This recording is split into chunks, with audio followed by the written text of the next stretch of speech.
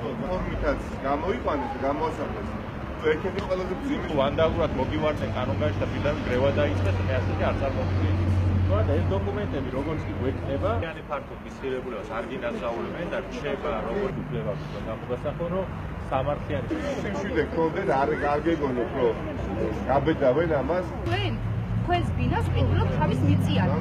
მე გამოგასახლებ, თავად ეს გიხარ გამოსახლება არის თქვენ. აგი და ხატა მე მოსული ვარ, და ეს აი აქ ცხოვრობ და სახლი.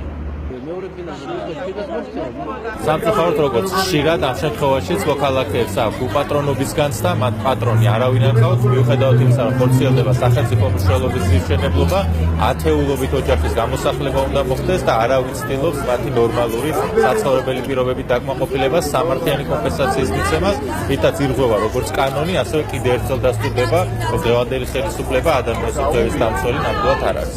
სამწუხაროდ ხელისუფლებამ ნორმად აქცია შემთხვევები, როდესაც ხალხი პროტესტს გამოთქვამს ქუჩაში. იმედად თანამდებობის პირებთან, კაბინეტებში ეს ხალხი პასუხს ვერ იღებს. არ არის აქ ცხოვრები 10 ადამიანი წინააღმდეგ იმისა, რომ მართლაც მნიშვნელოვანი მაგისტრალი რუსთავი თბილისის აშენდეს. მაგრამ არა ამათი უბედურების ხარჯზე, არა ამათი ღია ცისქვის დარჩენის ხარჯზე.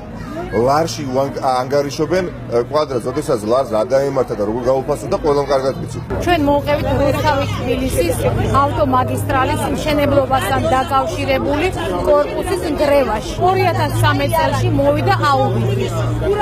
შეაფასა კომპენსაცია, მაგრამ 2015 წლამდე აღარავინ გამოჩენილა. ჩვენი საცხოვრებელი კორპუსი გათვლილია უსინათლოებზე და ინვალიდებზე. მათ არ შეუძლიათ სხვა უბანში ცხოვრება, მათ უნდათ რომ ჩვენს უბანშივე შეიძინონ ბინა, რადგან მიჩვეულები არიან ამ უბანში ცხოვრებას.